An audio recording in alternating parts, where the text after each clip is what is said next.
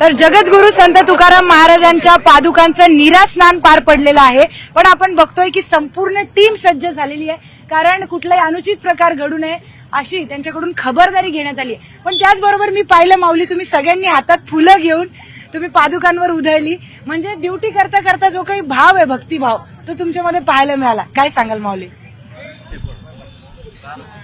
सालाबाद प्रमाणे जिल्हाधिकारी कार्यालय पुणे इंदापूर तहसील कार्यालय इंदापूर यांचे तहसीलदार जीवन बनसोडे साहेब यांच्या मार्गदर्शनाखाली हे आपत्ती मदत पथक स्थापन करण्यात आलेलं आहे.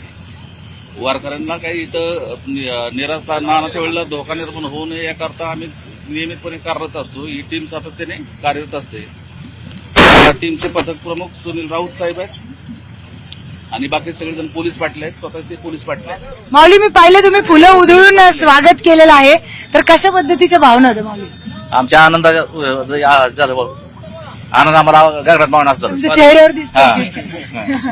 बोला माऊली. आम्हाला म्हणजे भाग्य आहे आमचं की बाबा आम्हाला ह्या ठिकाणी तुकाराम महाराजांच्या पादुकांचं दर्शन होऊन त्यांना स्नान घालणं हे आमचं म्हणजे भाग्य समजतं. खरंच भाग्य, तुम्हाला सगळं ते पाहायला मिळतंय. आणि तुकाराम महाराजांची सेवा करण्यातच आमचा आनंद.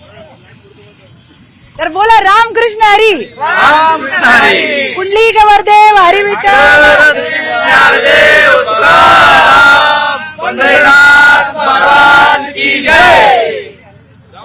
तर आपण बघतोय की कशा पद्धतीचा आनंद आपल्याला सगळ्या टीम मध्ये पाहायला मिळतोय, वारकऱ्यांमध्ये पाहायला मिळतोय.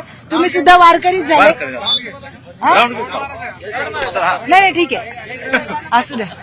तर चालेल. अशा पद्धतीने नीरा स्नान पार पडलं आणि भक्तिमय वातावरण आपल्याला पाहायला मिळतं. व्हिडिओ जर्नलिस्ट हर्षद गोरकासह मी प्रियंका लाडी, न्यूज 18 मराठी, नीरा नदी.